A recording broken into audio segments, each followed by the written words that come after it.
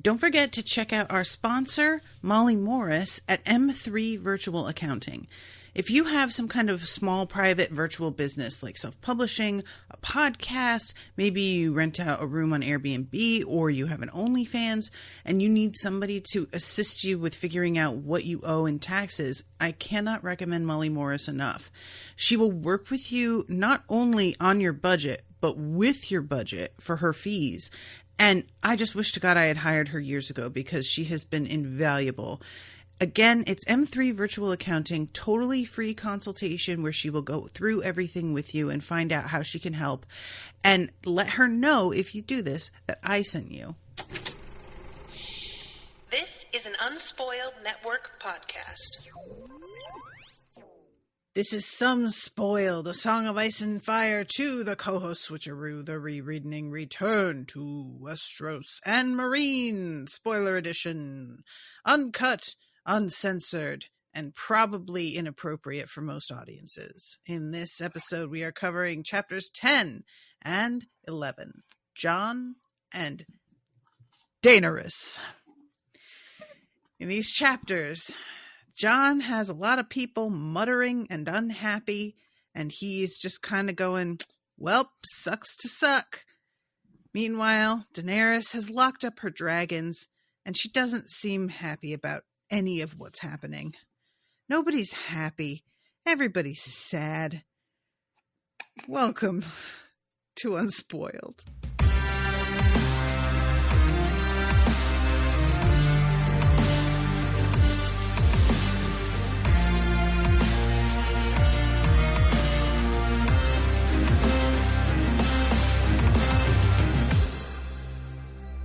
Monsters are dangerous, and just now kings are dying like flies.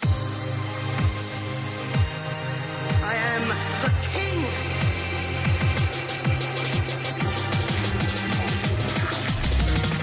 Fuck the king. Welcome to the show, everyone. I am Natasha. I'm Rashawn.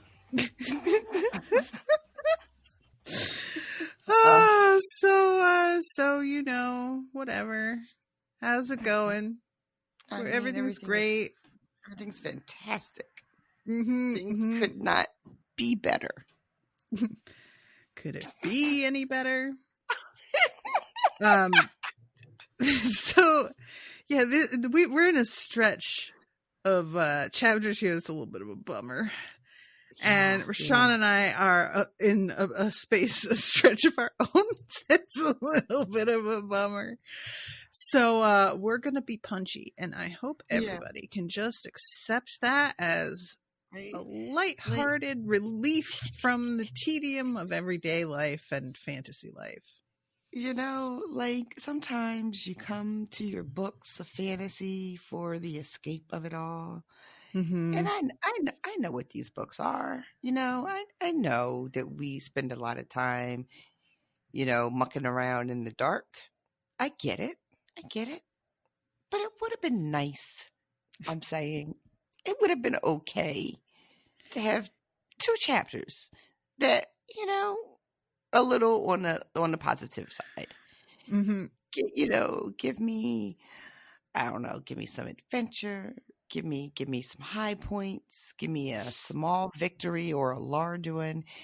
Give me something to hold on to in these cold, short days of sunlight that we get this time of year.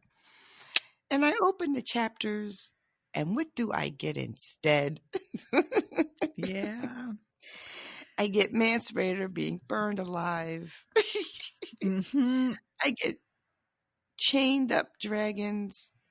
I get, you know, Danny's chapter opens up with like 9 more people dead, murdered by the Sons of Harpies.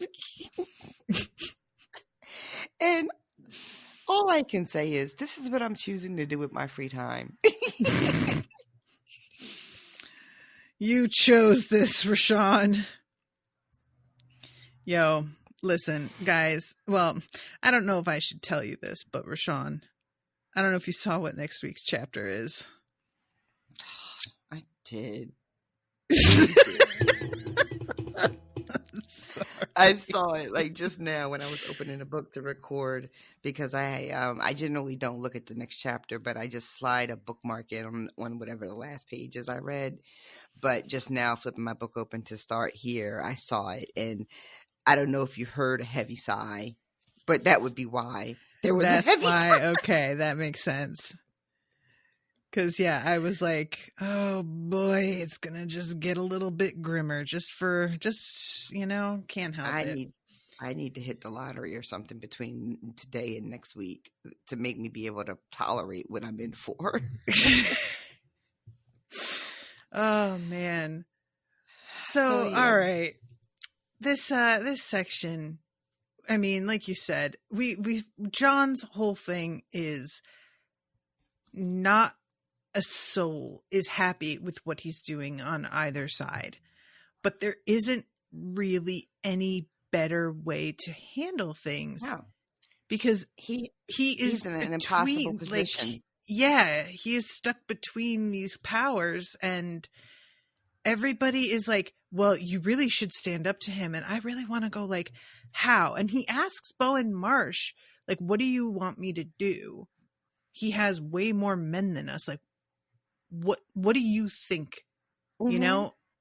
And just for the record, Bowen Marsh doesn't have an answer for him. No. Nope, sure doesn't. And I mean, and the thing too is that the mutterings, it's not that they are without merit. There is a concern about the appearance of the wall choosing to side with Stannis and what the consequences would be when Stannis loses, because I love that everybody in this chapter is like, this motherfucker is going to lose, right? Like, he's losing. So what are we going to do when he loses? And the Lannisters are rightfully calling us traitors. So, these are valid questions to be asked, but like you said, no one has a better solution. So just walking around pointing out the problems, while that has its place, it's not super duper helpful if you don't have any solutions to also offer. If you're just walking around pointing out all the ways in which shit is fucked. I mean, well, yeah, we can all do that. We all got eyes. We can see all the ways in which shit is fucked up. So I don't know who you think you're helping right now, but I can assure you it's not me. Yep. That's like what it comes down to in this scenario is, we've got people who could call us traitors and, put us to death. But where are they, though? And where is Stannis? Right the fuck here. So you've got to do, it's like trying to budget money, and you either have to buy groceries or pay your mortgage. Both are crucial. They absolutely both need to be dealt with. But one of them is a total immediate fundamental need for survival. And the other one is, well, I'll figure it out. I have to figure it out later. And you're screwing yourself, but it's not like you have a way to not screw yourself. So what the fuck are you going to do? Yep. And that's what happens when you are in a hole or you've been pushed into a corner, which is what has happened with Jon.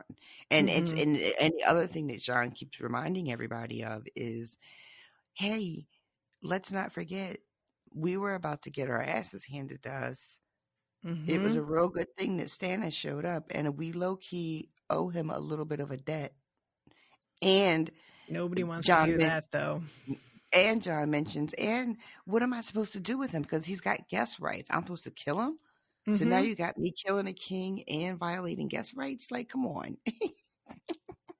Exactly.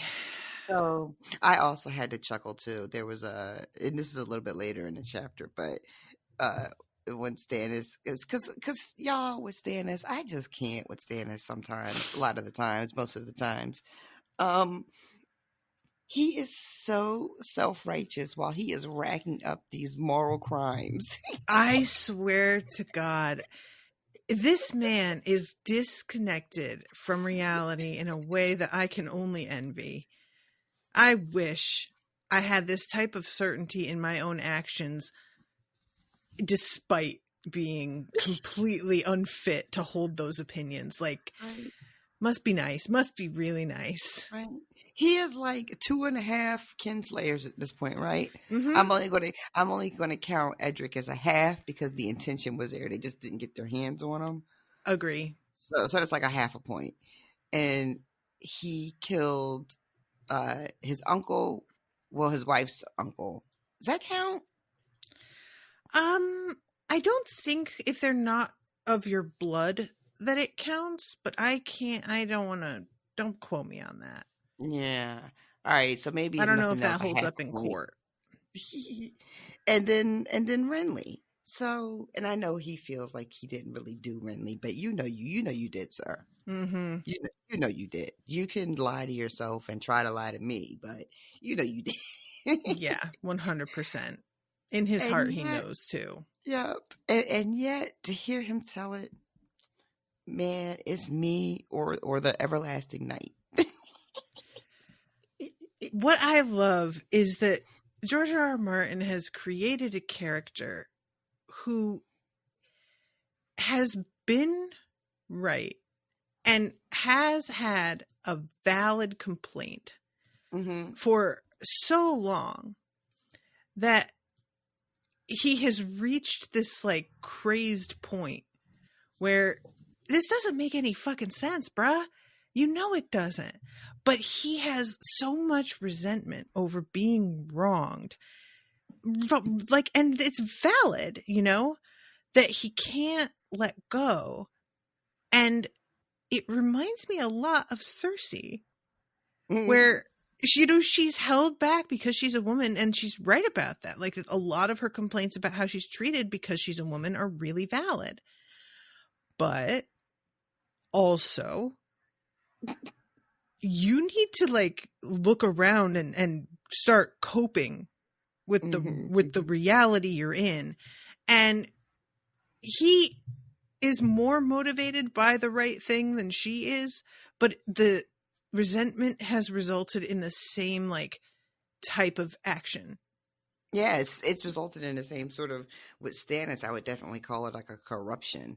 Like because the thing about Stannis is that this resentment, this fueling him, this entitlement to something that he has been in his mind, and I guess, you know, according to some customs at least, rightfully denied, that resentment has corrupted him and made him go back on the values that he says that he values, you know. Right. When that thing inside you makes you start to do things that go against your own moral code, and you do them anyway, then you have begun to lose the way. Cersei, I don't know if she never really claimed to have a moral code.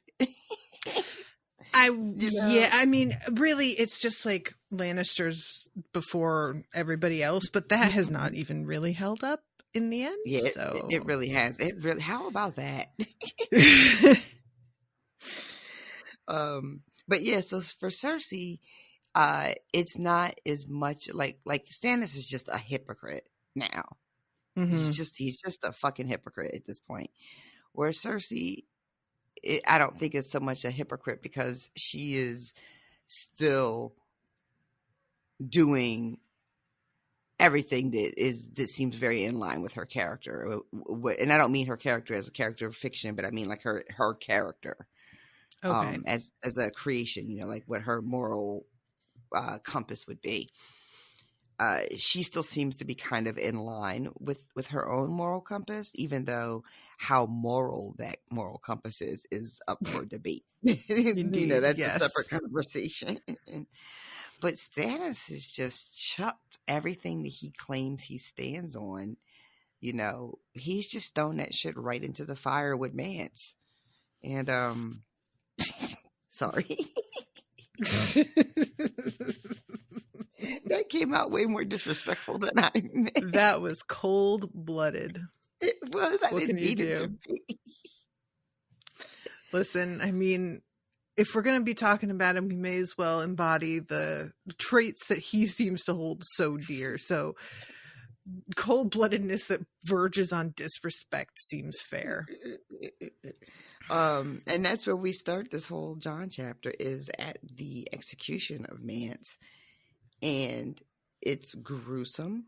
And Mance does not go to his end in a way that would, I mean, I think this is the human thing to do. I don't think that there's any reason to judge him poorly, because he starts to lose his shit when he realizes they're about to burn him alive. But it's definitely presented in such a way that everyone watching is just like, oh, well, this is disappointing. Yeah. I kind of am just like, what do y'all think this is supposed to look like? He's just supposed to solemnly, like, with a straight face, just like, he's still a human being, but I don't know. I guess I think that's exactly what they think. Yeah. Let them put their feet in the fire and see how they like it. See how quiet they stay. Oh boy. I can't imagine a worse way to go. Fire just seems like the absolute pinnacle of pain. So yeah, anybody who, I mean, it's just so fucking unreasonable. Yeah, I agree with you. Yep. And so, and then Melisandre is putting on the show of shows, y'all. This is truly. This woman is practically like got a top hat and a chair for the lion that's about to come trotting out. Like it's really the spectacle, man. Yeah. Yep. We all must choose, she yells to everybody. And she uses this as a, and Jon is watching all this.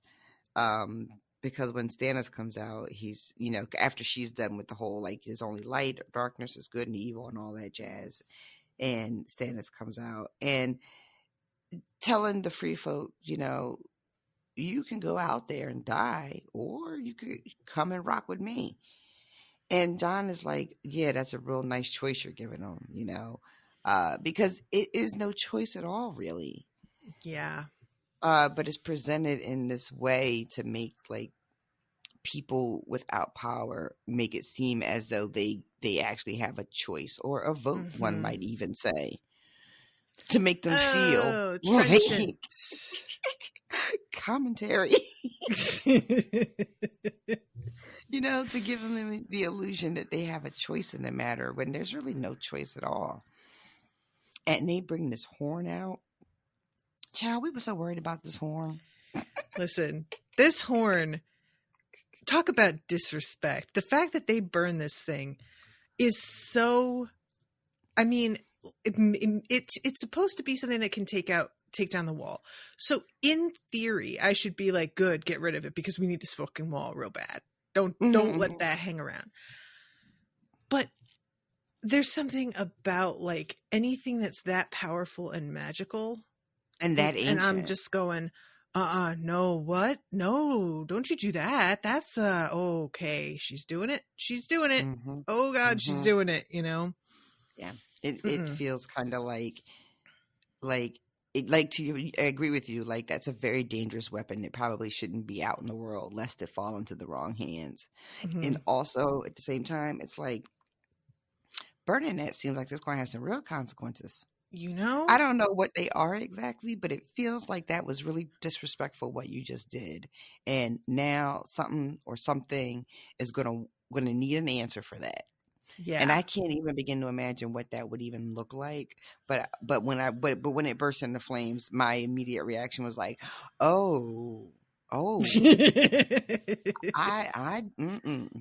Yep. I'm worried about this. Yeah, hard agree. It's like, I don't know where that's even coming from. Like, do I think a spirit's going to leap out of it? Like, I don't know what I think, but it feels fundamentally just wrong.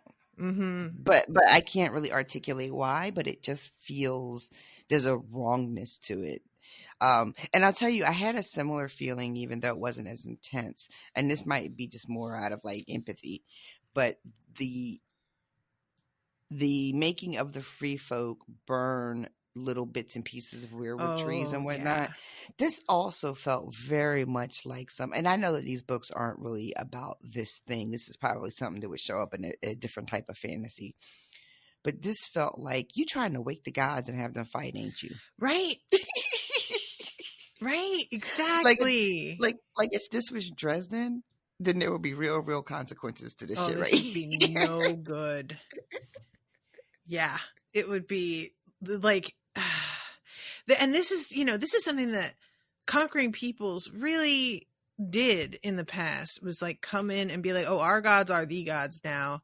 So sorry about it, but you're going to have to like prove that you are only loyal to our gods by doing this like symbolic thing. And it's so easy as somebody who doesn't particularly have a god that I feel any loyalty to just be like, oh, well, you burn your thing. That sucks, but you're alive, so it's fine. But like the people really, this is like so heart-wrenching, when you step back and look at what they're really being asked to do. And the grossness of it and the absolute, like, as you said, the bullshit stance of like, we're giving you a choice, adding insult to it so that these people can not only be made to do this terrible thing, but then feel this profound guilt at having been, at having done it, like they feel they have betrayed their God. And so if something were to Because they happen to could them, they have deserve it. Exactly, because they could have, air quotes, just walked away, right? Nobody put a gun to their head and made them, except you did put a gun to their head and you did make them. Yep. Exactly. So yeah, the whole thing, it's just really unpleasant. And the way that Stannis is demanding, like, basically worship. Let's be real here. It's not just, this is your rightful king. It's, this is Azor Ahai reborn, and he has a magic sword because only he is worthy. Which is a wild position to, like, after forcing everybody to do this stuff, you're also going to zero in on that. It just feels like maybe now isn't the fucking time, dude. I don't know. I love this everything mention about too, it. Ugh. that when Stannis comes up to speak after Melisandre's done, like, Stannis's speech is not nearly as like not engaging, but like Stirring. Melisandre's. Stirring is a good word. Yeah, I think John said something like he lacked the sing song or melodic nature of Melisandre's speaking voice or something like that. But almost as if Stannis is just not as impressive as she is. Like the whole the way he's described way he looks standing next to her, it's almost like this guy is not nearly as fantastic as you make him sound. Like, this isn't what I expected to see. It says his voice rang harsh with none of Melisandre's music. I love too, because later on, Jon goes to see, you said his name is Marsh. Is it Marsh? Bowen Marsh, yeah. And it is, right? I think so. I think you're right. Yeah. And Jon is talking about the sword itself because he's got that book that Master Aemon told him he should read. And he's like, in stories, that sword is so hot that, legend has it that he used it to kill a monster and the blood inside started to boil. And Stannis' sword don't do all that. Interesting. I'm just saying. I'm just asking questions. Whatever. And then we have Val, who they have up on the scaffold, sort of watching everything. And she is like the definition of stoic. Yeah. And we have Jon, I think, reminding us, because I had forgotten how beautiful Val is. I don't know if that, maybe it was, I'm sure it was mentioned when he first meets her, when he first goes and joins Mance, but I didn't remember her being particularly beautiful. But we're reminded here that she is quite attractive. And I think Jon says something like she could show up at any court and men would be like tripping over themselves. And Jon is like, I could have had that. That could have all been mine. But no, I had to have honor. I had to say it. Oh God, I really love that. Like, it's so relatable to be like, I'm going to stand my ground and I'm going to do the right thing. But I can't help and like look at the things that I could have had maybe and just kick myself a little bit over it, you know? Uh-huh. Yeah, I feel that. And Because throughout this whole chat, sometimes it feels like, is it worth it to do the right thing? Is it really? a lot of the times, not just some of the times, a lot of the times.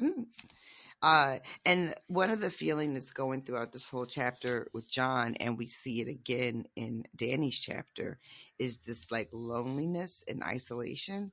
Yeah. When the spectacle is finally done, and not all of the free folks stay, some of them do leave once they see that they're being allowed to really leave and not, set upon once they make that choice. Some choose to leave. The others that choose to stay are led through into, I guess, into the wall proper, into the castle. Maybe is a better way to say it. From where they have been held in those pens, and they're going to get food, and they're going to get some clothes, and they're going to be able to like set fires to keep warm. So their immediate circumstances will improve, and everybody sort of goes off to eat, and Jon is feeling really lonely and actually says at one point like it would be nice to have some company. And does he go to the dining hall first, and that's where he runs into Pip and them, and they're kind of low-key talking shit a little bit about Melisandre and the Red God, and just kind of like mocking how ridiculous all that seems to them. And Jon has to be like, can you not do that so loud in a room? Because there's other people in there, and the Queensmen, as they're called, are also in there. And Jon is just like, can we not, please? I really like, this is something that I feel like I would be really bad at if I were, and I know that I struggled with this just a couple of times that I got put in a supervisor position until I was old enough that it felt like, okay, I am the adult amongst literal children.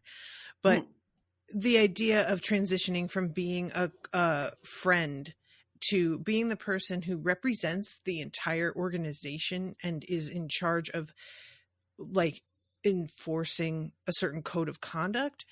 And I just really felt for him in that the energy that he brings here is a complete wet blanket. They're all just trying to blow some steam off.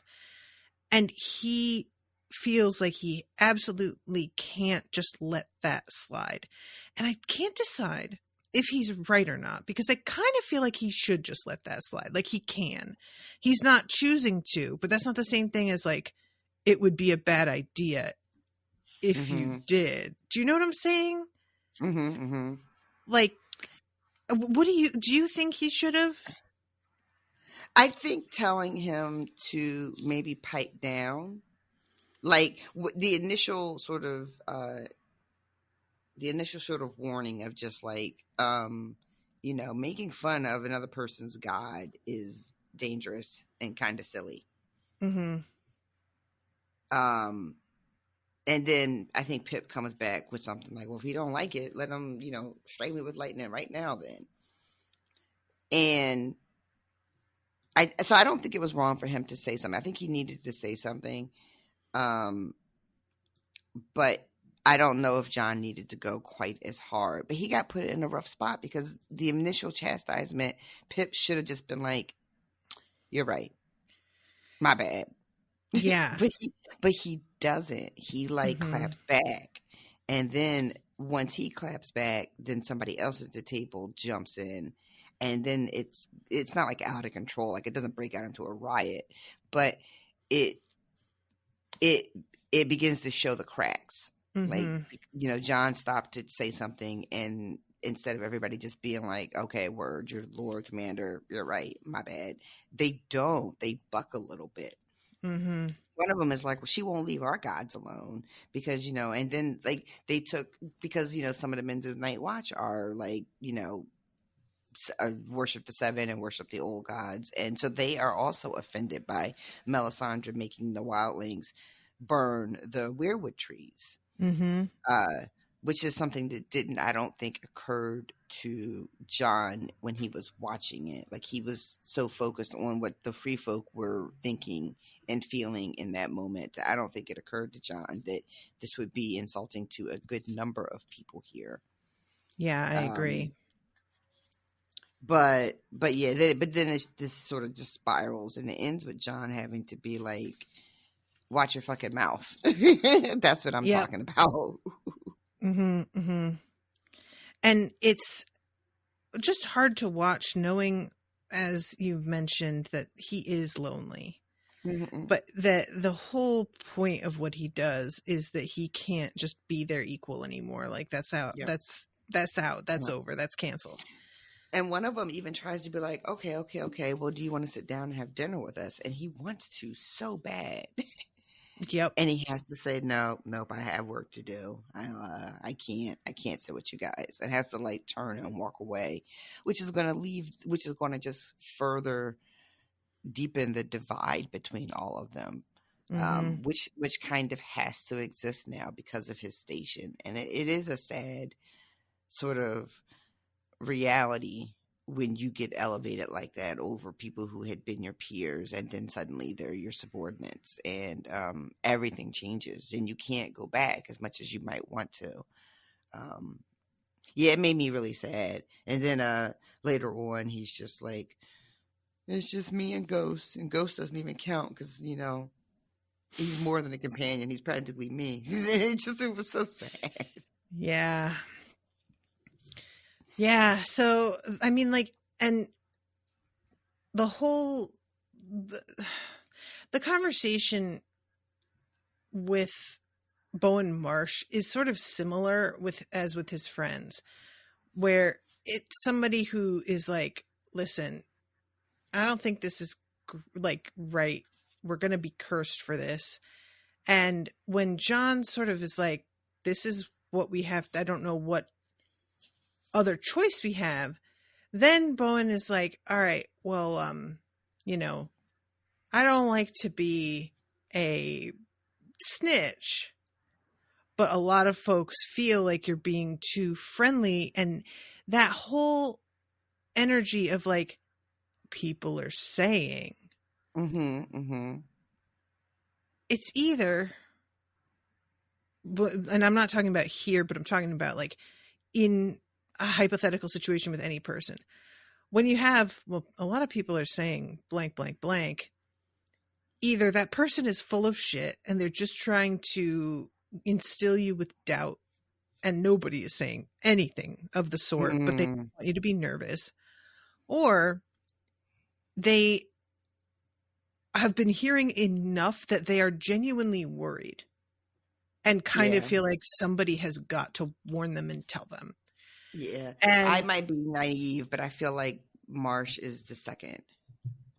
I'm probably because Marsh has been mostly like, if this were coming from Alice or Thorne, different situation. But yeah, I see what you're saying. What does Alistair say? He's the one who's like, we're going to get cursed. And it's Alistair who says that. Right. Yeah. But Mama Marsh is, I think that he really is warning Jon about rumblings. And then Jon says back, you know, I know what the fuck, thinks I know what people are fucking saying. And then thinks, like I've seen people cut their eyes at me and turn away from me when I'm walking and go the other way. Which is heartbreaking. Right. And I think Alistair wants to say something else too. He's the one that says that, you know, the rum's going to be cursed. Oh, Marsh. The other thing, Marsh who says it. What he's trying to counsel Jon to do is to block the gates to protect the wall. And his whole thing is like, that's the safest thing to do, because the only other way to get to us is to climb it. And we would have such a better position and have the advantage if the only way they can get to us is by trying to scale the wall, which, you know, Jon does not argue with. But Jon's concern is, if we do that, then we're also shutting ourselves in, and we can't send rangers out. You know? I have to agree with Bowen Marsh, who's just like, dude, What We're not Rangers? sending Rangers out anymore, though, right? Right? Exactly. I agree too. I agree too. I don't like agreeing with somebody who's criticizing Jon because I want to be supportive and all, but bruh, you have got to start, like, I get it, but oh man, I don't like it. That's all I'm saying. So that's like the chapter. Yeah, he goes up and talks to Clytus, who was that was Aegon's old steward, right? Is that who that is? Right. And I love Jon being like, man, I used to see him as young, but now that Aemon's gone, I'm like, yikes. Dude is old as hell. And they have a conversation about what happened, and this is when Clytus is like, everybody is saying that Mance died a craven, that he cried for mercy and denied he was a king. Which, really, y'all, really, come on. You know how they do. It just seems so shitty to me. And Jon is like, yep, he sure did. He sure did. And he mentions that Lightbringer was brighter than he'd ever seen it, because that came up too in the moment. Like, it was like a second sun in the sky or something when Stannis pulls it out. And this is when they talk about the book, the Jade Compendium, and how hot the sword is supposed to be. And just being like, Stannis' sword is kind of chilly. And then he has to write a letter to two other of the castles. He sends the guys at the table who were talking shit, Pip and the other ones, he decides he's going to send them away as well. He's like, that's it for them. What do you think? I mean, at this point, I don't know. Jon is in such a tough spot. I think sending them, because even though he had to like kind of smack their hands a little bit, I think that they were more on his side, and he might end up needing them later. I know that they can't be friends the way they used to be, but if people are really muttering and mumbling, him sending them away is just more likely to move them to the side of the mutterers and the mumblers, That's definitely what we're going to be saying from now on. The mutterers and the mumblers is our new shorthand, and that's just that.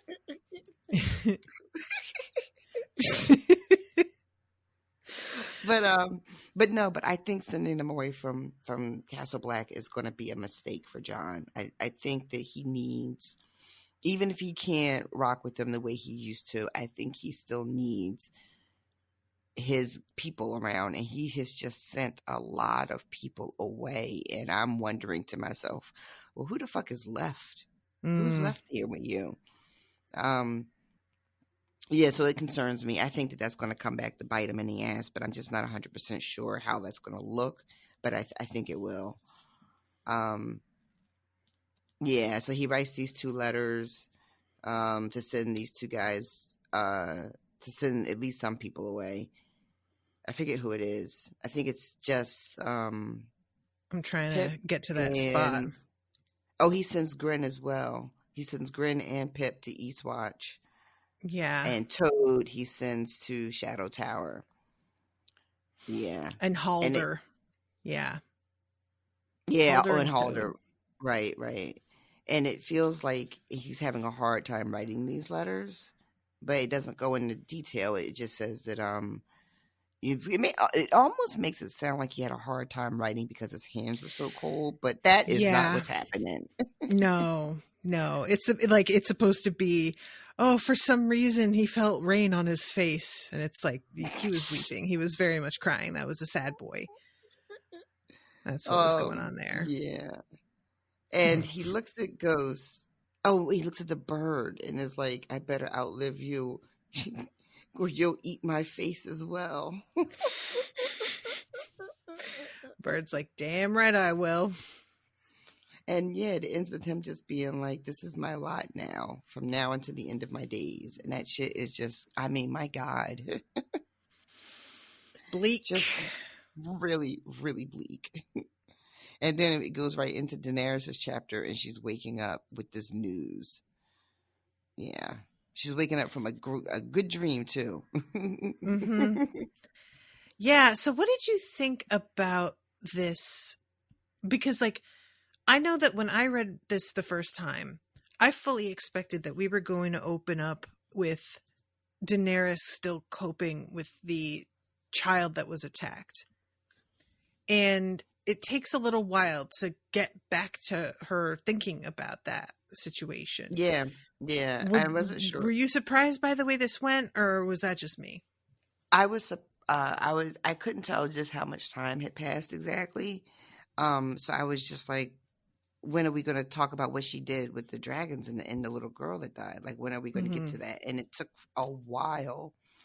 And then I was like, oh, well, and then she fills us in with like how much she paid and all that stuff, and how they had to tell the man not to tell anybody what really happened, Yeah. which I am just like, does he keep that secret?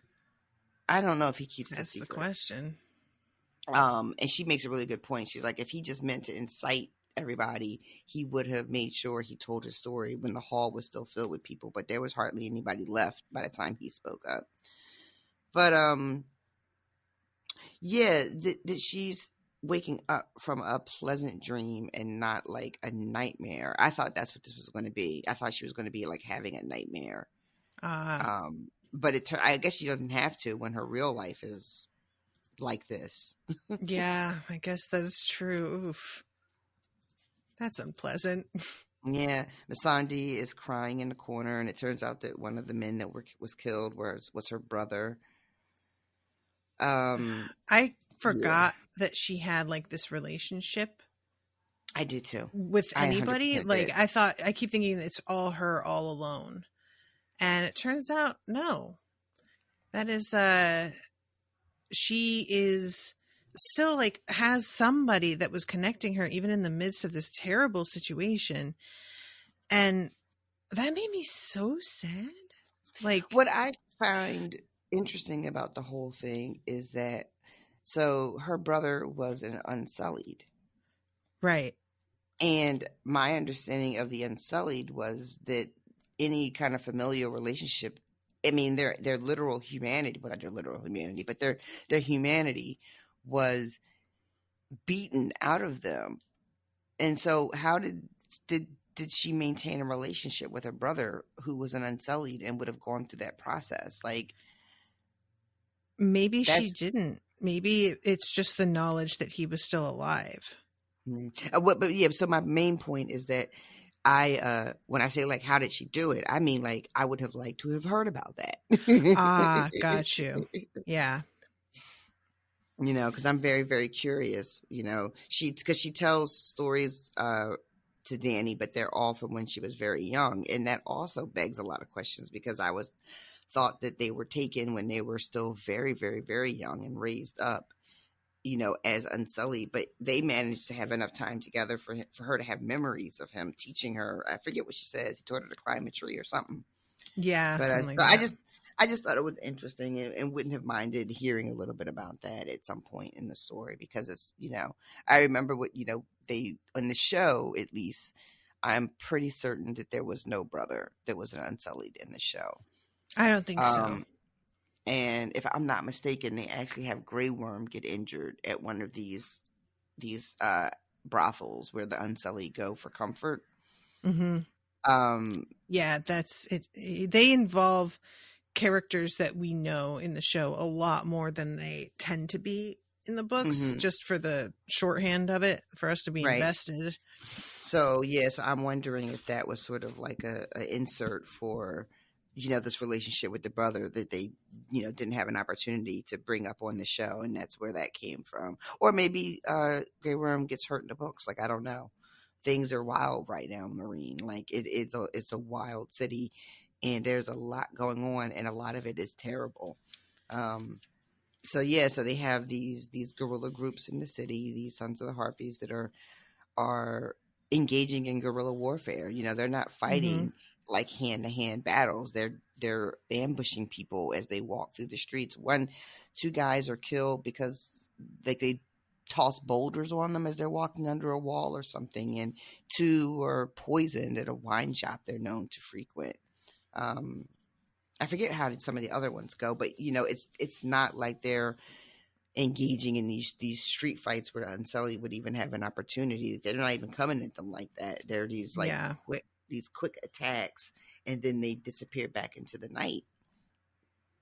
And then she's got these, then there's like the next morning when she has her court and people come in, we find out that like merchants are angry and skilled trades people are angry, and that the newly freed people are undercutting their prices and calling themselves masters of this craft or that craft when they're not even guild members and didn't even pay their union dues. That's it. That's the one. Yeah, it's a really, like, it reminds me of illegal immigrants, people who are being blamed for taking jobs away, when the whole structure of everything is set up such that, of course, somebody is going to go for exploiting these poor people rather than paying a fair wage. Like, it is not their fault that they are in the situation that they are in, and it is not up to the workers that they're not making these choices. It's the employers, but of course they're never the ones that get screamed at over this sort of thing. And all Daenerys does is be like, okay, the guilds have to open up attendance to everybody who can qualify, basically, instead of like keeping it as exclusive as they do. And I'm not sure how much that's going to do. Yeah. They can't walk around and call themselves like masters of a craft, but what they can do is join a guild, and then they can call themselves that. So she gives them a door in, but again, like, there's a whole idea of like who's enforcing these edicts, Yeah. And she gets so frustrated by the end of this chapter. She's just like, you know what? Let them police themselves then. How about that? How about they just police themselves?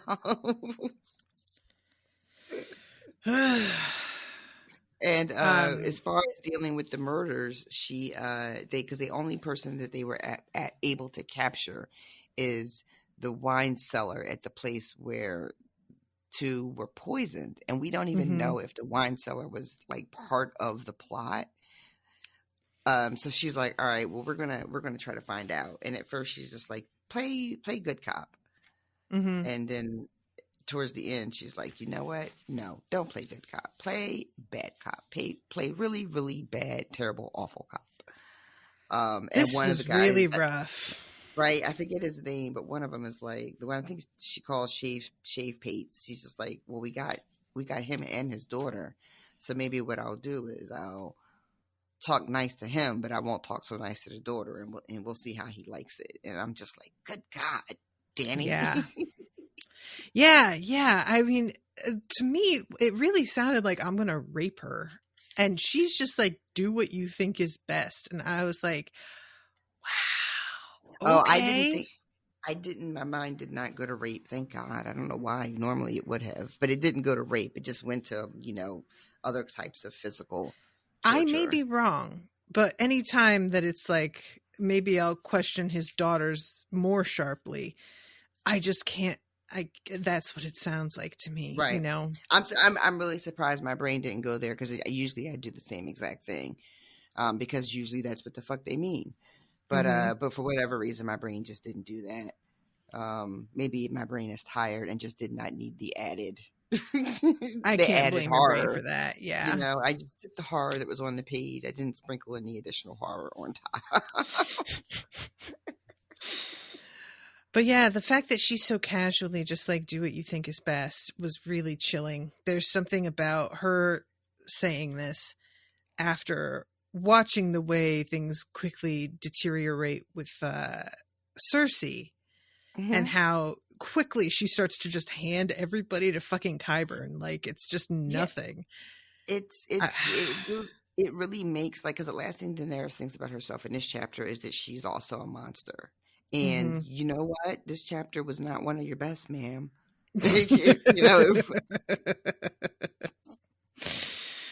Yeah, it really was not. So she has let me see. Who did she talk to first? I think she talks to Somi about Dario before she has the visit from Quaith. I think is how that goes. Yeah, I think you're right.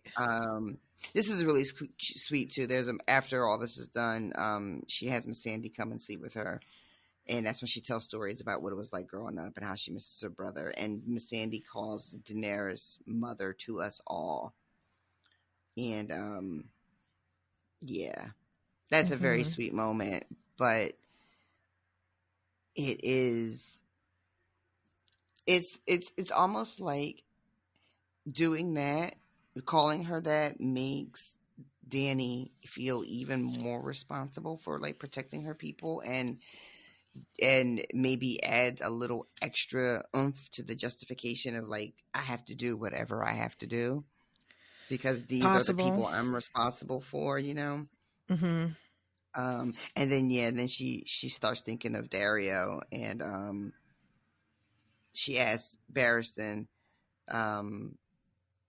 she thinks that she thinks back on a conversation she had with Barristan, is how that goes. And she starts to be like, you know, he's been gone for a minute. What if he's not coming back? What if he has betrayed me? What if he's joined up with someone else? And Somi is like, did you see the way he looked at you? He ain't going nowhere. Yeah, this guy is a real sort of weird situation for her because Barristan's out here kind of he's standing for him in that you can believe what he tells you, that he's like coming back, but he doesn't like him. And there's something about the fact that he's like, look, he's not going to betray you. The fucking guy, look at his face. There's something about him having the sort of objectivity, I guess, to be able to say, I can tell that he's a piece of shit, but also at least he's loyal. Right, right. I do respect, I have to say, like, you know, not everybody is able to separate those things. He's like, I'm not saying he's not a piece of shit. I'm just saying he's not going to be a piece of shit around this one specific thing. Exactly. And, you know, I appreciate that, especially because he is so protective of Dany, Barristan is. So there's a sort of paternal aspect to him being like, as protective as he is, it feels like it's a real, like, this young girl is sort of at loose ends is the vibe, you know? Yeah. And we get this I love this piece because it is continuing this theme of our characters, our people that we've come to know, being haunted by these very specific refrains, you know? Cersei has hers, and Jaime has his, and Tyrion has his, and we have Daenerys with the 3 treasons will you know? Yes. Comes back to her. And it's the same evening she goes out for like a little, she's got this pool terrace, y'all. Sounds good, right? Man, it sounds so good. Imagine just being able to get up out of your bed and being like, you know what? I need to dip in my pool terrace because I can't sleep. I'm all wired up. I need to relax. And then you just go and you do that. What a life some people get to lead.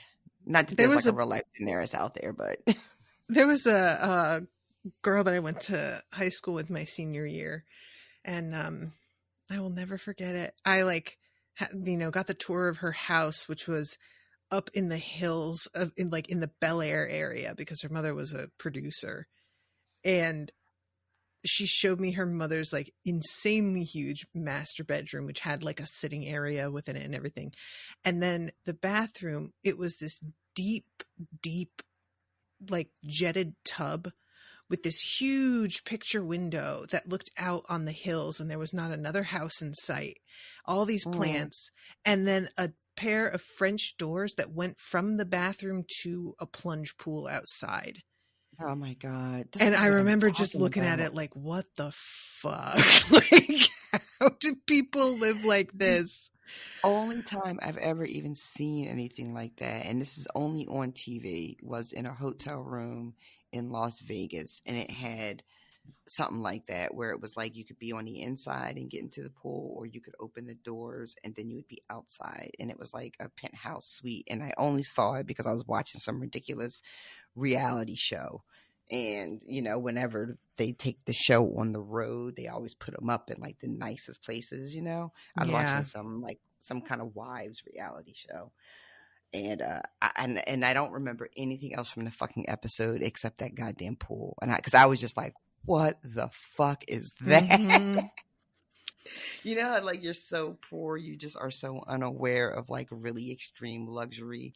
And so that when you do see it, you're just like, wait, is that real? Or did they make it up for just this one thing I'm looking at on TV right now? Or is this a real thing that people get to go and enjoy? Turns out it's a real thing. I had this with Pippin's injury. He couldn't run or jump, and he got so bored just being around the house. The only thing that I could do to entertain him was bring him on rides around the neighborhood and let him stick his head out the window, which led to me running into a lot of neighborhoods that I had previously had no reason to go to. And there are some pockets in my town of such wealth that I wasn't aware of. Really? And the homes, they have these yards that, like, the way that the house is built on this hillside, as you're driving up, you can see almost directly into the backyard.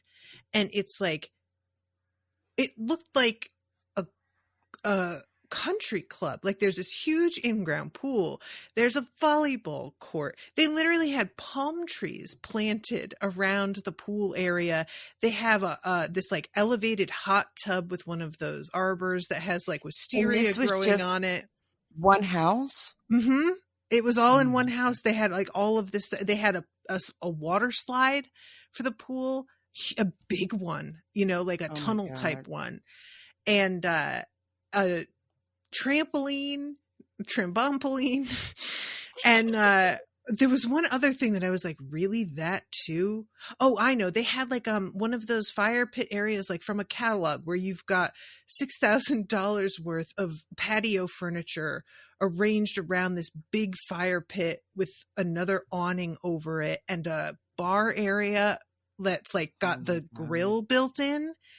It was just like, I kept looking at it like, you would never need to go anywhere. If you had this at home, like, what's the point of traveling? I would just fucking never leave my house. That would be it, I wish that I had just been a different person. Fucking same.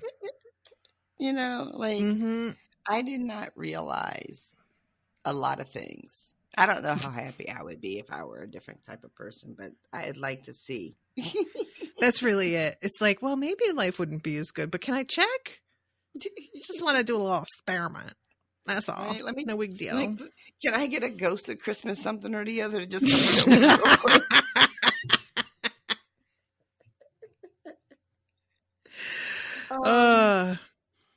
Anyway. So she goes out to her terrace pool, and this is when the sort of apparition appears, and it is it Quaith?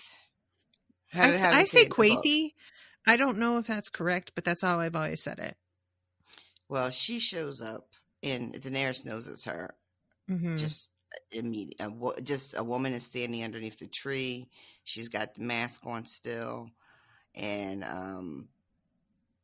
all of this just from her voice. And the first thing Daenerys is like, "Am I dreaming? Am I dreaming again? Because I just did this on the fucking boat." And Quaithy is like, "Nope, not a dream. Not then, not now. Bitch, I'm here." And Daenerys is like, "How'd you get past my guards?" And I just bust out laughing. I don't know why. I just really did. I was like, "Bitch, how do you think she got it?" I love it because Quaithy is just like this, because she says, "What if I call my guards?" And she's just like, "Call them. They're going to tell you you're out of your damn mind and that I'm not even here." And I was like, wow. Oh my God. That's so funny. It's because Daenerys is like, "Well, are you here?" And she's like, "No." So she is doing some astral projection, and she's here to warn her again. And this is the thing, right? Like, this is a pet peeve of mine. You went through all the trouble to appear to her, to deliver this important message. Just fucking say the thing. You went through all this trouble. Maybe she doesn't know the thing.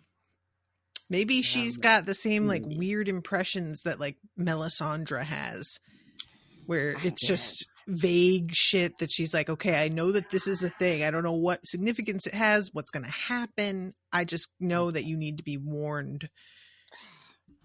I feel like she should go ask some of her magic friends then. They should, I do not disagree with that. Mm-hmm. But so the warning is that the glass candles are burning. A pale mare. Oh my God.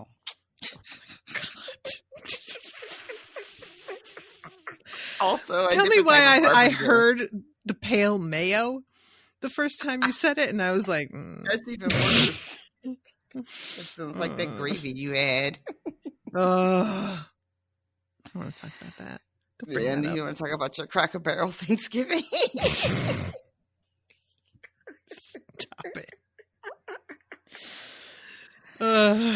Ma'am. So, and then after the mare, a kraken, a dark flame, lion, and a griffin, the sun's son, and the mummer's dragon. Trust none of them. Remember the undying, and beware the perfumed word. I don't know how to say. Oh, is that a real word? Is that a real word, or did he make that up for the story? That is a real word. It means like a advisor. Oh, okay. Oh, well, okay. That's why she understood who that was that fast then. Because Dany is immediately like, Resnick. What I got to worry about him for?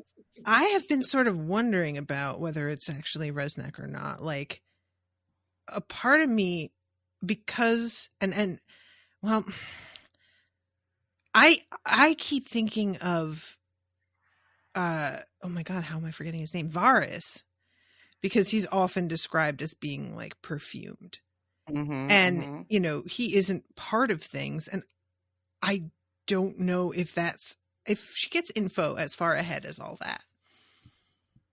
Yeah, that's a really good question. I was thinking, because like she doesn't know Varys at this point, though. Varys, we know, is out there in the world, making moves. Dany has no idea about any of that just yet.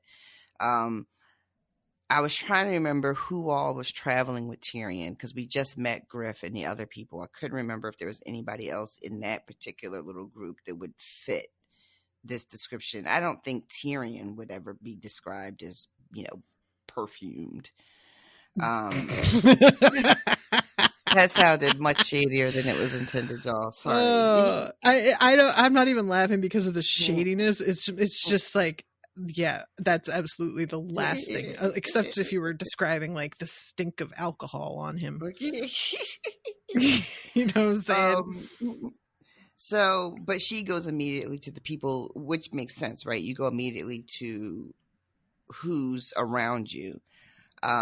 Even though if you look at the way that Quaithe is speaking, she's talking in sort of chronological order. She's saying that the candles are burning now. Soon after that, the mare, and then after the mare, the others. And she names the Kraken and all that. And then she says, remember the undying, and last, beware the perfume. So it's almost like that's true. I didn't think about that. Is almost telling Daenerys, like, no, not something that's here, but something that's coming. But Daenerys goes to her immediate circumstances and thinks Resnick. And I can't really blame Daenerys for making that sort of immediate leap, because it seems like the most logical thing. Yeah. I can't remember. I don't know if Dario was more of an advisor in the show. I don't know, like, if he comes back in the book, and if he does come back, to in what capacity because like in the books he's much more, he's a fighter for Dany, and that's what he's doing. Sure. He's out in the streets right now. Like, where did she send him? I'm trying to remember, because I feel like he was dealing with some people who were acting up sort of on the outskirts of things, but I don't remember the specifics of any of that. Yeah, I'm trying to see if there's anything in the notes here from Austin. Austin's she's Info Corner. when she's talking to Selmy, she says, "What if he met another woman, some princess of the Lazarene?" But I was like, the Lazarene, is that where she sent him? Did she send him back to the other cities, the other free cities, maybe that's it. Maybe camp that's down on some of the stuff that was going on. But I'll search this while we talk. I'll find out. Okay. But so she gives Daenerys those warnings, and Daenerys is like me. She's like, if you got something to tell me, just fucking say it. Mm-hmm. And Quaithe says, I'm here to show you the way. And Daenerys is like, I remember the way. And the Quaithe just keeps going over and over. Remember the Undying. Remember who you are. And this sends Daenerys again spiraling through that sort of prophecy. 3 mounts, 3 fires, 3 treasons, 1 for blood, 1 for gold, 1 for, and Miss Sandy interrupts her and with the whole, who you talking to? And that's it. Quaithe is gone after that. And I'm sorry, I'm looking for info on Dario, and everything I'm getting is from the television show, which is like totally irrelevant here. So she has breakfast, and then it's time to deal with like the. Here it is. Oh, you found it? Daenerys sends Dario as an ambassador to the Lazarene with the mission of reopening the land trade routes between Lazar and Meereen. Okay, so that's why she said a princess of Lazarene, because that's actually a place that he is. Okay, so he's not working in the capacity of a sellsword. Then he's working as sort of an ambassador, which could kind of make him sort of like an advisor to her. Yeah, I guess that's true. I know his. I can't remember. Like I know he's got like the forked beard and the hair, and I don't know how perfumed he is, but you know, I can't remember if that's a specific description of him or not. But I thought of him as well when I was thinking of people that she maybe needs to be keeping an eye out for. That's very. So now it's time for court, and it's it's the same thing again. It's a bit about the guild workers, the bricklayers, and all that we talked about already. And then it's this guy, the same man that comes every day, the man that wants the fighting pit opened. Yeah. And today he's come, but he is not like dressed up like he normally is. He's not wearing a tow card today, and he has shaved off his beard and he has cut his hair. And she's like, I appreciate. Yeah, he's starting to get serious.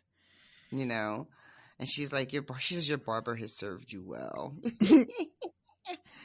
And he's here to ask for the fighting pits, to be reopened. But this time what he does is he brings actual fighters and lets them plead their case. And I'll tell you what, y'all, they're making some fair points. It was compelling, this argument. Yeah. And when the one guy says to her, listen, you telling me I'm free, but I'm telling you what I want to do. And you're telling me no, that I don't get to decide that for myself. Mm-hmm. You know, I can, and at one point Daenerys was like, well, if you need to fight so bad, come fight for me. And he's like, okay, word. So I can fight for the slave masters. I can fight for you, but I can't fight for my own benefit. I can't be the one that benefits from fighting. And I said, well, I don't know, sir. Yeah. Daenerys, it's a very, very good question. This is like, you know, when it comes to laws and rules and stuff, I tend to fall on the side of like, if you are protecting people from other people, then that's fine. But if you are trying to like protect us from our own worst impulses, get fucked. And this kind of feels like that a little bit of like, well, you're trying to decide that I don't have the capacity to like make this choice for myself. Yeah. That it's you preemptively saying it's a bad choice. So what? It does not affect you. It's purely my own body that I'm going to be doing this to. So whatever. It's that whole sort of like, well, I'm going to make a law that says you can't exploit slaves to fight. But what if people want to exploit themselves? Then can you tell them they can't do that? Now, there's an argument that the entire system is so dysfunctional that it shouldn't exist, period, because fighting to the death is gross and shouldn't be a thing that we do, right? And that's just the kind of society that we want to have. And then it becomes less about taking away the autonomy of people who are willing to engage in this activity and just being like, no, it's not even that I'm saying, like, we don't do that here, period. Right. Because the entire system is so gross, and killing somebody for sport is probably not the way you want to have a society. But she has come into a place where that is not a taboo, like it would be somewhere else. Yeah. And so trying to bring your own personal ethics and what is right in your worldview and holding other people in another culture up to that.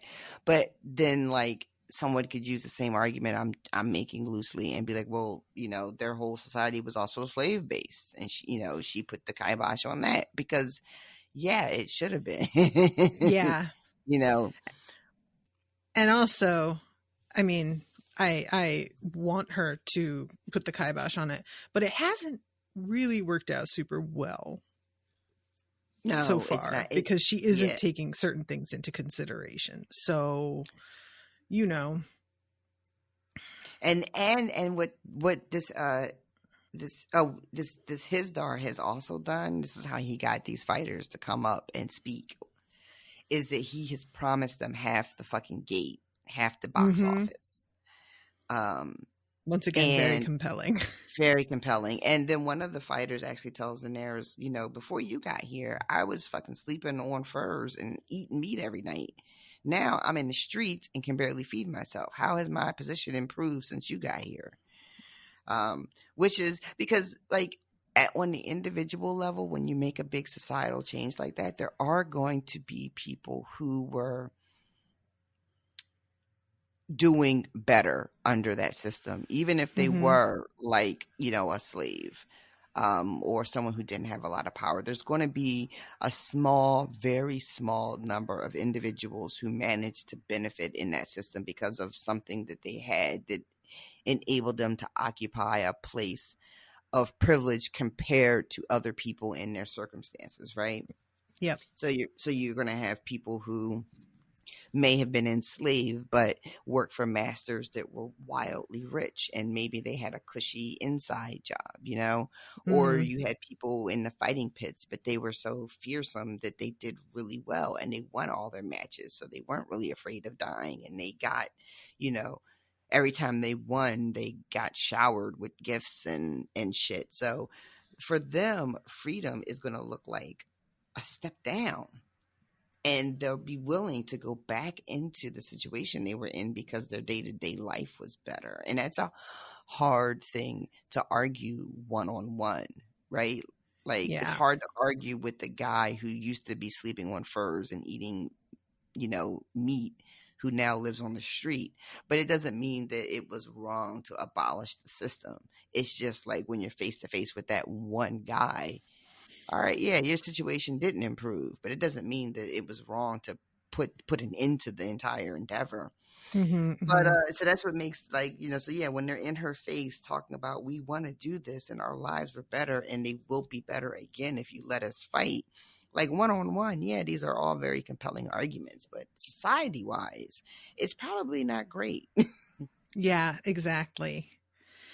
And this is, I guess, what probably every politician goes up against, is that there's going to be people that benefit in each direction.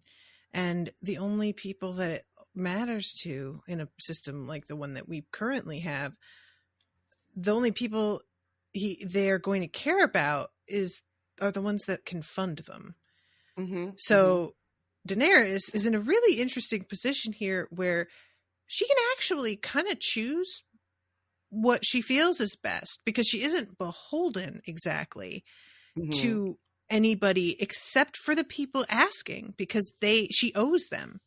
Yeah. And I that's love kind too, of a she asked refreshing them. position. Yeah, and I love that she asked them straight up. She's like, all right, well, you're telling me about how great it's going to be when you win. What about the people who are going to lose, though? Mm-hmm. And the best they can do is that their names are going to be engraved in like some place of honor. Yeah. And they're like, well, I mean, everybody dies, but not everybody gets to be remembered. So I guess that's something. And I was like, yeah. I suppose. Yeah. And that really leaves Daenerys kind of like with nothing to say. And she just thinks to herself that, okay, if this is truly what they want, is it my right to deny them of this? You know, it was their city, and I have given them autonomy. I've claimed to have given them autonomy, at least. You know, that's what I'm telling everybody. That's what I'm selling. But I'm not letting them choose their own destinies. And so she just wraps it up with, you know, I'm going to really think about what you said. You know, thank you. I'm going to really take it under consideration. What do you think she's going to pick? I think that she's going to open the fighting pits. I think she's going to open them. I think especially with this, with the whole, like, maybe I'll just let them run, you know, leave it to Govern them to police themselves. their own streets. Maybe this is part of it. I think she's kind of going in that direction. What that's going to do for her rule, though, I think it's going to end up putting her in more danger, because the thing too about like coming into a society and trying to reshape it or reform it, and this is that thing that you hear too, like when people, you know, if you go far enough to the left, you come out on the right, blah, blah, blah. But but you know, the sort of idea that if you are trying to reform and you start giving in and backsliding and letting the society that you're trying to move into one direction move backwards, that only empowers the people who don't want to move forward. You know? So I'm concerned about that choice, but I think that's what she's going to end up doing. I'm really looking forward to some of the things shaking out and you seeing what your opinion is of the choices everybody's making. Yeah, I mean, I'm trying to remember too on the show if like, I think on the show they had her reopen them because when she flies away, aren't they at a pit? Aren't they at a fighting thing on the show when she flies away? They're like this big outdoor coliseum. I can't remember the details. I think you're right. Yeah. Yeah. So this could be me being very influenced from the show. Don't know again if that's how it pans out in the books. You know, I don't know. But yeah. And so after she's done for the day, this is when she wants to talk to Barristan again. And she asked him specifically to tell her a happy story. And she wants to know about him leaving King's Landing to come and be in her service. And it's fucking Barristan, Selmy, y'all. This dude, he is just that dude, isn't he? Listen, this man just tells so casually the story of the most badass fucking escape. He's just like, oh yeah, I mean, like he tried to stop me, but he only had 3 guys and I had a knife. Right. So, you know, and he's just like, there's not an iota of ego to this. He's just like, well, of course it wasn't a problem. And I'm just like, what the fuck? Yep. What? Yep. And we find out that there was no way for them to have known, well, for him to have really known that Viserys was dead. So when he starts on his journey, Selmy is basically like, I should have never thrown in with Robert. And he says, I brought this on myself by taking Robert's pardon. And he says, you know, he was a good knight, but a bad king. And he had no right to that throne. And I should have never fucking been a part of this. So I knew I needed to find the true king in order to redeem myself. And so he goes looking for Viserys, who we know is not to be found. And yeah, he tells a story about just running through these fucking guides. And he says a true knight is worth 10 guardsmen. That's like the most boastful thing he says. And it's said it's such a matter of a fact. It doesn't feel like a boast at all. Exactly. It's just like, oh no, it wasn't a problem. I'm a knight. They're guardsmen. What are you talking about? I love it so much. Like, it's so easy for me to kind of forget what an incredible badass he is, because we don't have a lot of him actually fighting in the midst of all of this. Right. Oh man, the way he just says it, and he's just like, oh, them? No problem. Yeah, that was not a problem. And he tells us, he doesn't leave right away. He hangs around King's Landing for a little while. He disguises himself as like a small folk. He says something like, I let age, just hide me. I turned into an old man running from a war, and I was like no different than anybody else. And he was in the crowd the day that they executed Ned Stark. And when he mentions that, she is just like a traitor who met a traitor's end. And he tells her the story of how when Robert wanted her killed, when they find out that she's pregnant, Ned is the one who is like, Robert, come on, you're better than that. And she seems unmoved by completely this unimpressed. Yeah, she literally is like, if there's a bunch of dogs that bite you, do you care which ones like bite you the worst? Nah, it's just going to be a problem in general. And like, I wanted to sort of like push back against that a little bit mentally, but it leads so quickly into her like suddenly recalling her own complicity in everything that I couldn't even really get mad at her for it, because she's walking the walk to a certain degree. And I appreciate that, because that's not easy. Yep. She can't even, like, she's in the middle of being really self-righteous about this whole thing. And she chokes on the word guilt. When she says all the dogs are just as guilty, the guilt, and she can't even finish her fucking sentence. Yeah. Can't even finish her sentence. And that's when she's like, I need to go down and see the pit. And I was like, the pit? Why is she going to a fighting pit? That's really honestly what I thought, y'all. It's 100% what I thought. So I'm like, all right, we're going to the fighting pits. And we walking down the stairs. All right, where are we going? And then we get there. And I'm like, oh, that's right. Yeah. So she has 2 of her dragons chained up. Not Drogon, it's Rhaegal and the other one, whose name I can't remember. Yeah, I'm trying to find it as well. Everybody's yelling at us. I'm so sorry. I told y'all we're in a slope. Viserion. And our brains are fried. It's Viserion. Yay. And we find, and she sees them, and they've grown a little bit.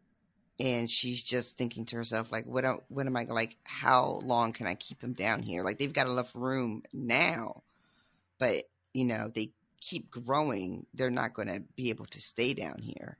And then she thinks, well, shit, what if they stop growing? What if they just start to wither away and die because there's no room for them to grow? Like, both situations are equally terrible in her mind. Yeah. And then this moment, what sort of mother lets her children rot in darkness? And this is, Miss Sandy had just called her mother to all of us, and now, of course, she's thinking, about her dragons here. But I have to imagine that the word mother means so much more to her now at this point in her journey. And she remembers all the stories that her brother had told her about dragons. And there's even this is funny too, because I was like, God damn it, there's so many Aegons. I don't know which Aegon is which.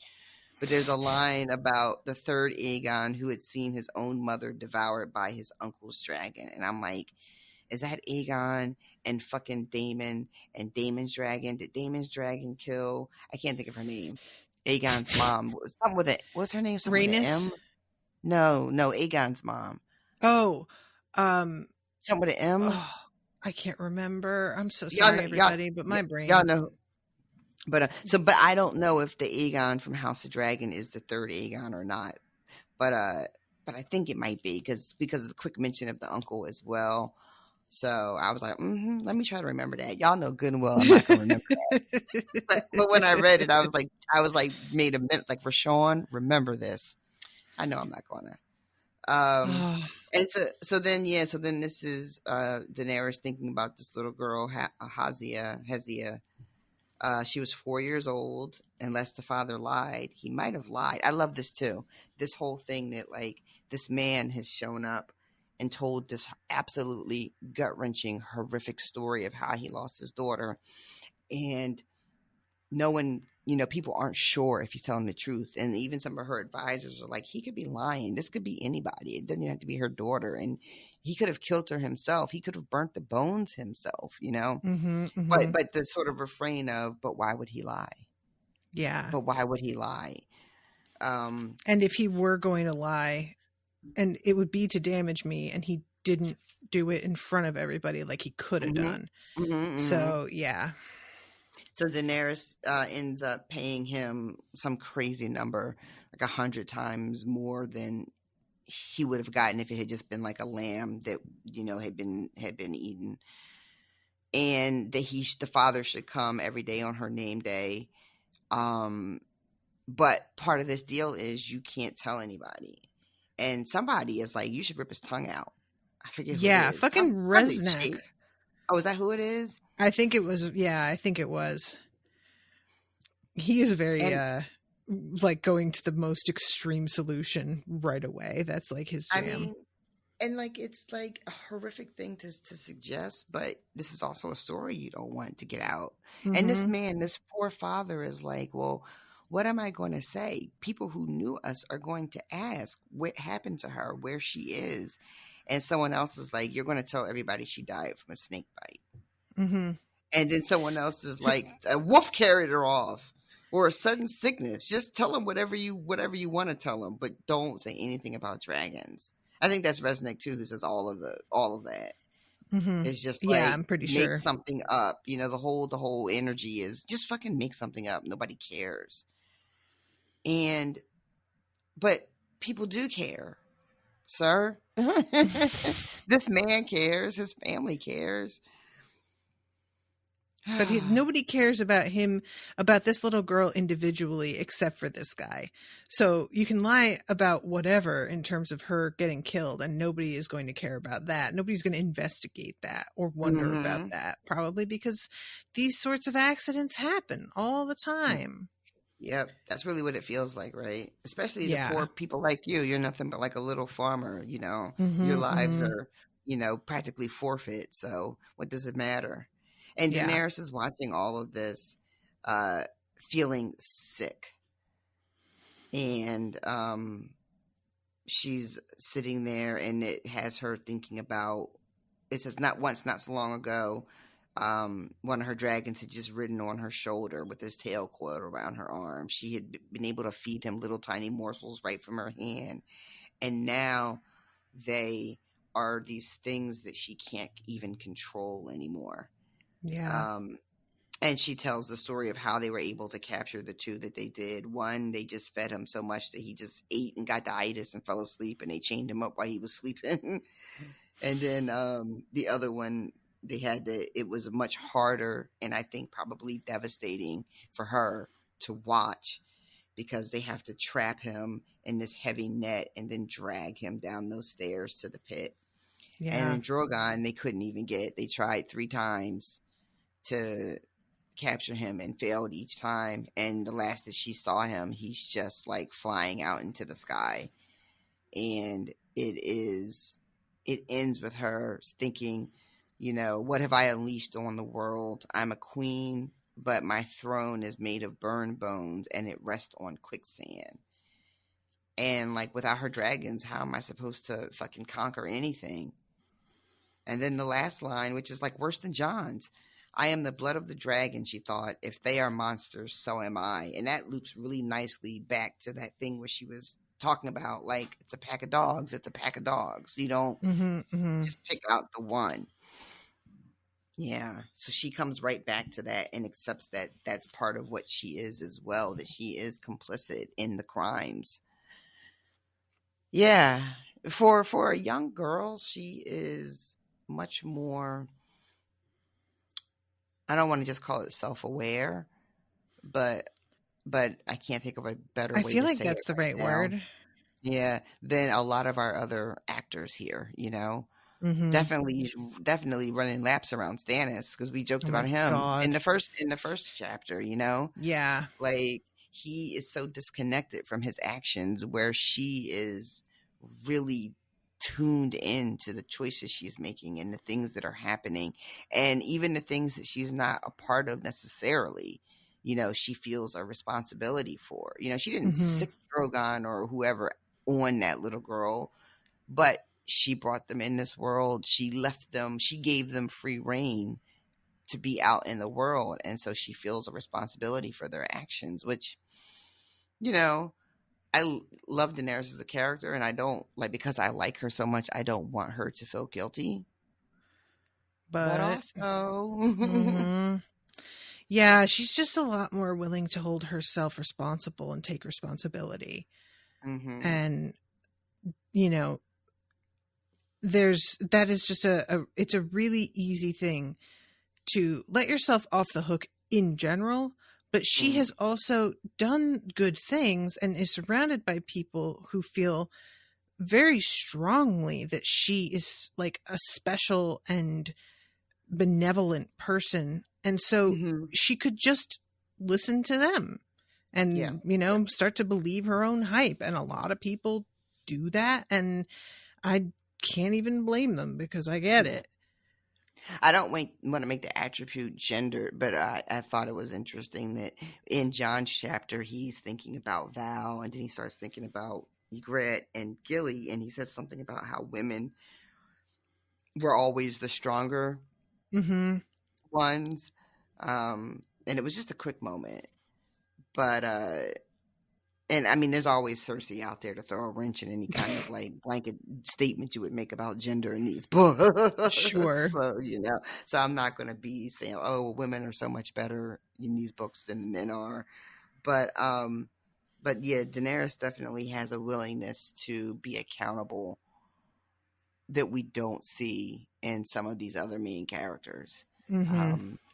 And I don't know how much of that is because she's a young girl and she has seen what it's like when men divorce themselves from their actions, you know, try to separate themselves.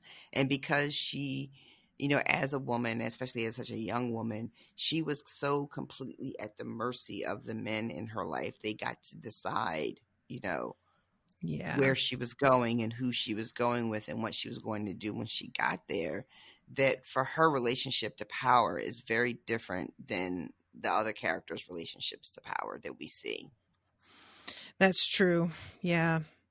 It's and you know, just being socialized in the way that she was, where she was just like had to constantly consider how her brother was going to react to things as well, because there was this threat of abuse over her head. It can lead you to being more aware in general and thinking out the consequences more, because it was a self-preservation thing. Absolutely. So might be some of that trauma playing in. Trauma. What a good time we all have. Did that sound bitter? I'm so sorry. But that's the end of the episode, or the end of the chapter. And also the episode. Well, almost, yes. Very close to it. I I'm sorry, you guys, but truly, my brain. I won't speak for Rashawn. Rashawn has definitely got shit going on, but I feel like she's holding it together a lot better than I am because my brain feels like mush these days. So it's that is been, very sweet of you to say. You couldn't be more wrong, but it's very sweet of you to say. I feel like if you're not holding it together better than me, you are at least giving the appearance of it on this podcast right now. That is what I do. So yeah, right. I feel freer to let it all hang out, as they say, because you know, I think we can all relate to that sort of punchy panic. Also, like, my generation, by the time you got to your generation, they weren't really teaching the repression, is one of the R's that you learn. You got your reading and your writing, your arithmetic and your repression. And they had updated the curriculum by the time you came around. So, you don't have the resources to tap into like I do. Oh my goodness. Yeah, if it's something I'm gonna do, is pretend like everything is fine. Yeah. If there's one thing I'm gonna do, is pretend everything is fine when anybody is watching. And then the minute no one is looking, it is a bloodbath.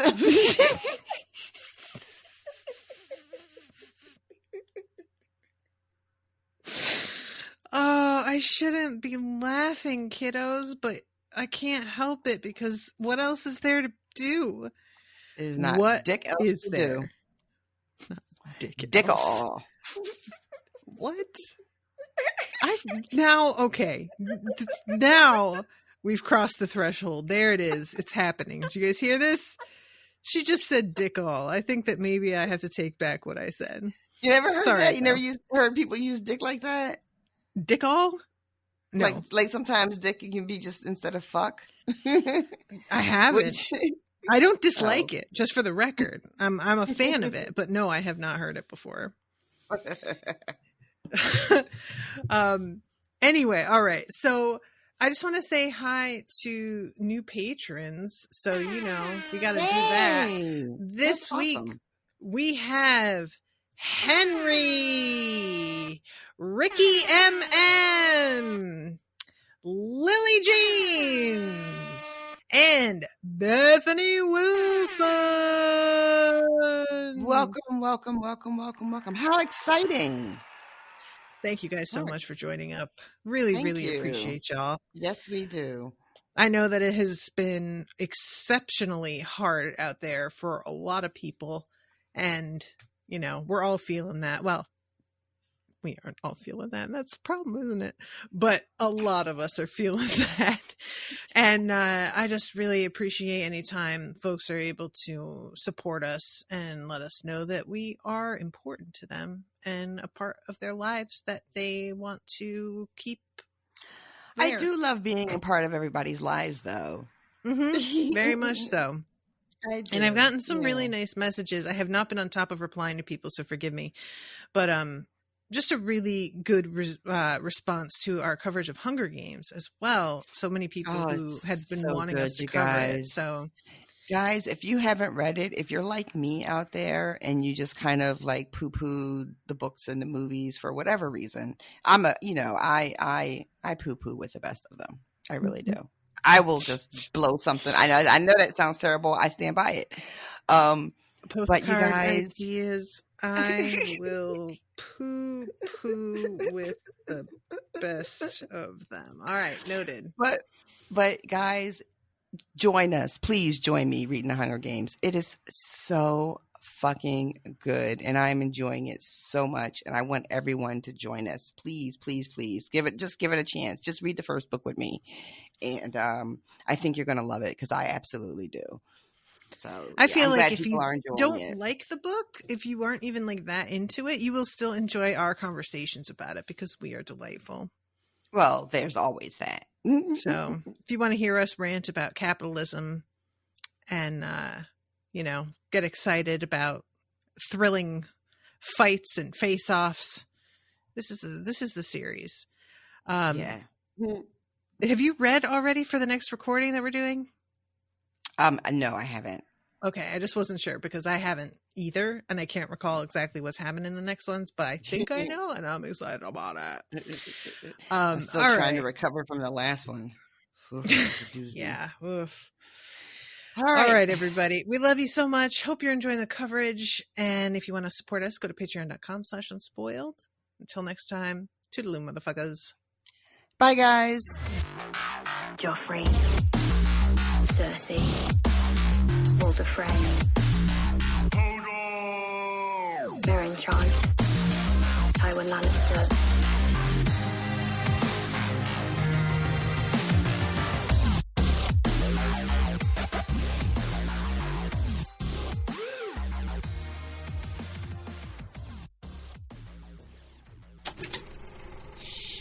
That was an Unspoiled Network podcast.